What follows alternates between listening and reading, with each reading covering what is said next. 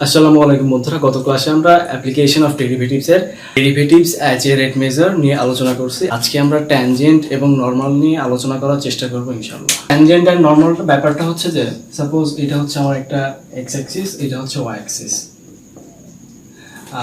আমার একটা বক্ররেখা হচ্ছে এটা, আমরা নাম দিলাম হচ্ছে এফ অফ এক্স। হ্যাঁ, এখন আমরা এই বক্ররেখার যে কোনো একটা বিন্দুতে স্পর্শক আঁকবো। এই বিন্দুটার নাম দিলাম, এই স্পর্শক বিন্দুটার নাম দিলাম x1, y1। অর্থাৎ আমরা এখান থেকে দেখতে পাচ্ছি যে f of x একটা বক্ররেখাকে x1, y1 বিন্দুতে এই রেখাটা হচ্ছে স্পর্শ করছে। সো এই রেখাটাকে বলা হয় স্পর্শক রেখা বা ট্যানজেন্ট। তাহলে ট্যানজেন্টটা হইলো মেইনলি হচ্ছে একটা বক্ররেখার যে কোনো বিন্দুতে একটা স্পর্শক অঙ্কন করা আর কি। এখন আমাদের কোশ্চেন হলো যে এই ট্যানজেন্ট টপিক থেকে আমরা কি কি টাইপের ম্যাথ করতে আসতে পারে আর কি আমাদের জন্য। তাহলে এক নম্বর এখান থেকে যেটা আসবে সেটা হচ্ছে যে তোমাকে এই ট্যানজেন্ট রেখা যেটা বা স্পর্শক রেখা যেটা, এইটার ঢাল বের করতে বলবে। ঢালকে আমরা নর্মালি এম দিয়ে প্রকাশ করি, সো এম ইকুয়াল টু হট। দুই নম্বর যেটা বলতে পারে যে এই ট্যানজেন্ট রেখার সমীকরণ বের করো। কারণ দেখো যে একটা বক্ররেখা দেওয়া আছে এবং একটা নির্দিষ্ট বিন্দু x1, y1 দেওয়া আছে এবং তোমাকে এখান থেকে এই যে এই ট্যানজেন্ট রেখার সমীকরণ বের করতে বলবে। সমীকরণ বের করার জন্য আমরা নর্মালি দেখছি যে কোনো রেখার সমীকরণ যে y ইকুয়াল টু হচ্ছে আমার mx। তাহলে যদি একটা পয়েন্ট দেওয়া থাকে এবং একটা এই রেখার যদি ঢালটাও দেওয়া থাকে, তাহলে আমরা সমীকরণ বের করার সময় একটা প্রসেস দেখছিলাম না, যে y minus y1 equal to m into x minus x1। যে এখানে এমটা হচ্ছে যে এই রেখাটার ঢাল, হ্যাঁ, y1 x1 যে পয়েন্টটা, এটা হচ্ছে যে বিন্দুতে এই বক্ররেখাটাকে এই ট্যানজেন্ট রেখাটা স্পর্শ করছে। ওকে, তাহলে তুমি এই সমীকরণ ইউজ করে এই যে ট্যানজেন্ট রেখার ইকুয়েশন বের করতে পারবে। ওকে, এখান থেকে মেইনলি এই দুইটা টাইপের ম্যাথই করতে দেওয়া হয়ে থাকে। একটা হচ্ছে ঢাল বের করার প্রসেস, আর একটা হচ্ছে যে ওই ট্যানজেন্ট রেখাটার ইকুয়েশন বের করতে বলতে পারে। আমার সেকেন্ড টপিক হচ্ছে নরমাল। নরমাল বিষয়টা হচ্ছে যে আমি এই যে এফ অফ এক্স বক্ররেখার একটা বিন্দুতে x1, y1 বিন্দুতে একটা যে স্পর্শক আঁকলাম, এই স্পর্শকটার উপর ঠিক লম্বভাবে যদি একটা রেখাটা নিই, তোমার দুই টাইপের কোশ্চেন করবে। এক নাম্বার হচ্ছে যে তোমাকে ঢাল বের করতে বলবে, ঢাল এম ইকুয়াল টু হট। দুই নাম্বার বলবে যে ইকুয়েশন কত, ইকুয়েশন কি। যে এখানে এই যে ট্যানজেন্ট এবং নরমাল এই দুইটা হচ্ছে কিন্তু পরস্পর লম্ব। আর আমরা জানি যে দুইটি রেখা যদি পরস্পর লম্ব হয় তাহলে তাদের ঢাল দ্বয়ের গুণফল হয় -1। আমরা যদি ট্যানজেন্টের ঢাল ধরে নিই m1 এবং নরমালের ঢাল যদি ধরি, নরমালের ঢাল হচ্ছে আমার m2, তাহলে যেহেতু ট্যানজেন্ট আর নরমাল হচ্ছে পরস্পর লম্ব, তাহলে m1 গুণন m2 ইকুয়াল টু হবে -1।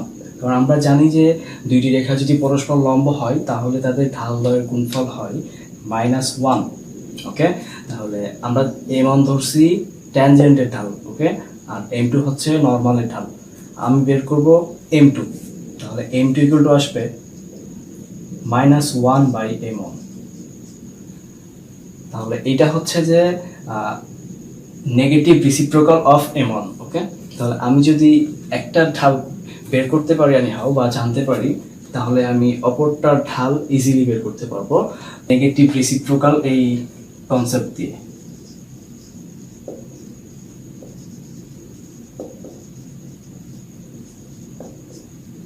ঢাল ছিল ট্যানজেন্টের ক্ষেত্রে m1, আর ইকুয়েশনটা জাস্ট এইটাই হবে। এখানে জাস্ট এই যে ঢালের জায়গায় আমি জাস্ট এই যে এইটা বসাবো যে -1/m1। তাহলে এটা হচ্ছে y minus y1 equal to -1/m1 into x minus x1।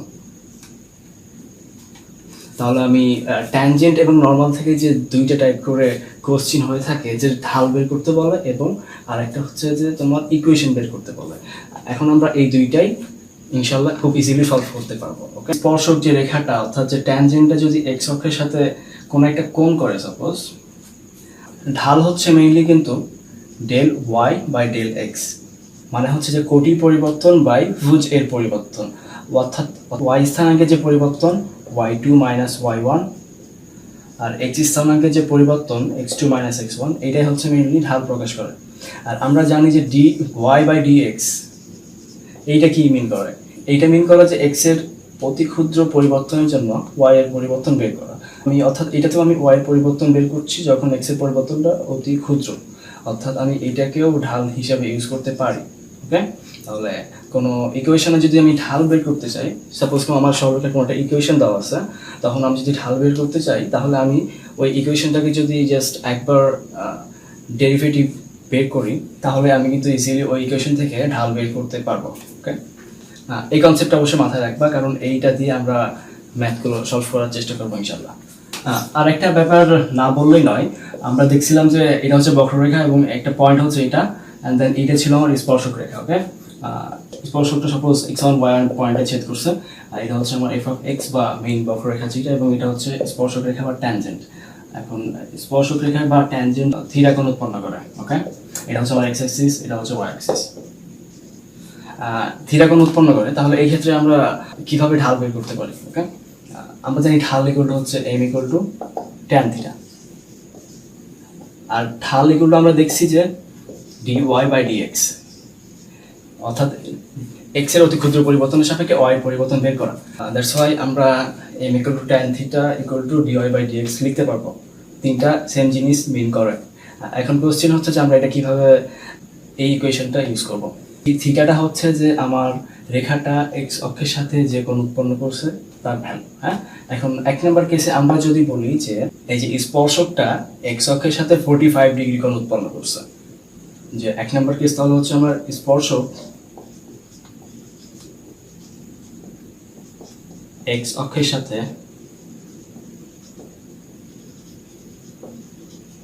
45 degree কোণ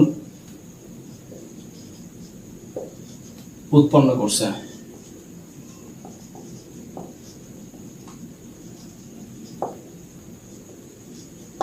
যদি 45 ডিগ্রি কোণ উৎপন্ন করে তাহলে আমার ঢাল হচ্ছে dy বাই dx, তাই না? dy বাই dx এটা ইকুয়াল হচ্ছে tan থিটা। তাহলে যেহেতু 45 ডিগ্রি কোণ উৎপন্ন করছে তাহলে থিটা ইকুয়াল টু 45 হবে, তাহলে এটা হবে tan 45, আর tan 45 এর মান হচ্ছে 1। কিন্তু এখানে একটা বিষয় হিডেন আছে, সেটা হচ্ছে যে এখানে বলছে যে x অক্ষের সাথে 45 ডিগ্রি কোণ উৎপন্ন করে, বাট বলা হয়নি যে x অক্ষের পজিটিভ দিকের সাথে কি আর নেগেটিভ দিকের সাথে। সো আমরা এই ক্ষেত্রে দুইটাই ধরবো, তাহলে তোমার tan থিটার যে ভ্যালুটা ওইটা আসবে +-1। এখন যদি পজিটিভ দিকে কোণ উৎপন্ন করে তাহলে হচ্ছে আমরা +1 ধরবো, আর যদি নেগেটিভ দিকে কোণটা উৎপন্ন করে তাহলে হচ্ছে আমরা -1 ধরবো। দুই নাম্বারটা হচ্ছে স্পর্শক রেখা যদি x অক্ষের সমান্তরাল হয় তখন আমরা কি করব? স্পর্শক রেখা যদি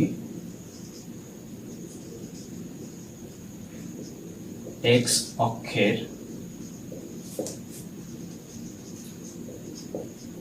সমান্তরাল হয় সেই ক্ষেত্রে কি করব? সেই ক্ষেত্রে dy বাই dx হবে tan থিটা নিশ্চয়ই। এখন x অক্ষে যদি সমান্তরাল হয় তাহলে হচ্ছে যে আমার x অক্ষ আর স্পর্শক রেখা একই বরাবর অবস্থান করবে, তাহলে আমার থিটা 0 ডিগ্রি হবে, অর্থাৎ tan 0 ডিগ্রি হবে, আর tan 0 ডিগ্রি এর ভ্যালু হচ্ছে 0। তাহলে আমরা দেখতে পাচ্ছি যে যদি স্পর্শক x অক্ষের সমান্তরাল হয় তখন আমার ঢাল হবে 0। 3 নম্বরে বলা হয়েছে স্পর্শক রেখা যদি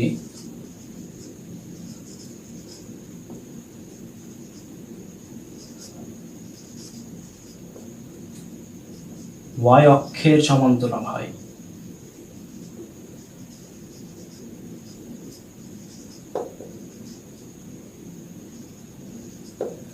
বা x অক্ষের উপর লম্ব হয়।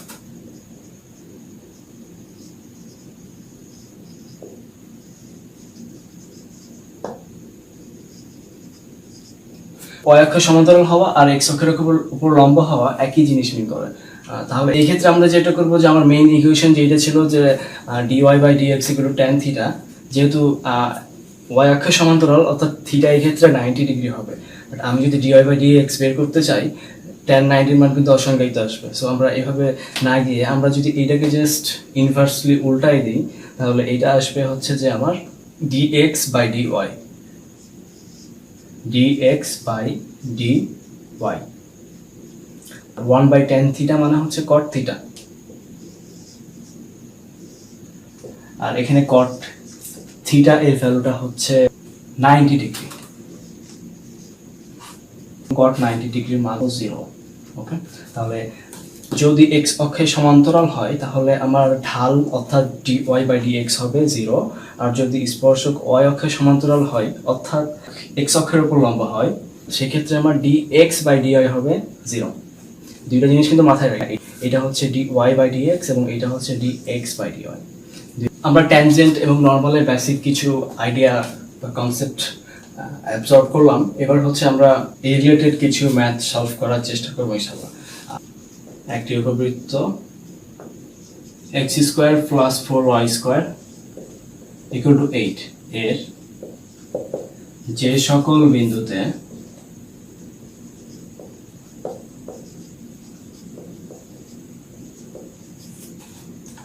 স্পর্শক রেখা বা স্পর্শক x অক্ষের উপর লম্ব হয়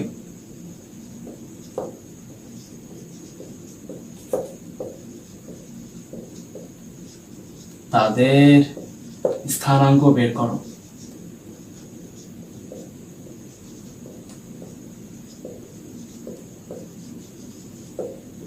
দেখো যে এখানে বলা হয়েছে যে স্পর্শক x অক্ষের উপর লম্ব, x অক্ষের উপর লম্ব মানে হচ্ছে y অক্ষের সমান্তরাল, আর y অক্ষের সমান্তরাল মানে হচ্ছে আমার dx by dy equal to 0 হবে। তাহলে আমাকে যে উপবৃত্তের যে সমীকরণটা দেওয়া আছে এখান থেকে আমাকে ফার্স্টে ঢাল বের করতে হবে। সো আমার মেইন যে ইকুয়েশনটা সেটা হচ্ছে যে x square plus 4y square equal to 8।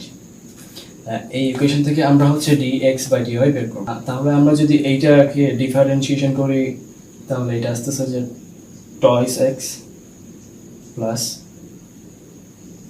8y into dy by dx equal to 0। আমরা হচ্ছে এটাকে x এর সাপেক্ষে ডিফারেন্সিয়েশন করেছি, বা আমি যদি এখান থেকে dy by dx বের করি তাহলে এটা আসবে minus toys x by 8y, বা এটাকে তুমি লিখতে পারো যে মাইনাস এক্স বাই 4y। আমরা আগে বলছি যে স্পর্শক x অক্ষের উপর লম্ব হলে আমার dx বাই dy হচ্ছে 0 হবে। তাহলে আমি dy বাই dx বের করছি মাইনাস এক্স বাই 4y, তাহলে আমি যদি dx বাই dy বের করতে চাই তাহলে এটা আসবে minus 4y by x equal to 0 নিশ্চয়। এখান থেকে আমি y এর ভ্যালু পাবো 0। এই y এর ভ্যালুটা আমি যদি উপবৃত্তের সমীকরণে বসিয়ে দিই তাহলে আমি হচ্ছে এখান থেকে x এর ভ্যালু পেয়ে যাব। তাহলে x এর ভ্যালু হবে x স্কয়ার ইকুয়াল টু হচ্ছে 8, বা x ইকুয়াল টু হচ্ছে প্লাস মাইনাস 2√2। তাহলে আমি এখান থেকে লিখতে পারি যে আমার নির্ণয় বিন্দু হচ্ছে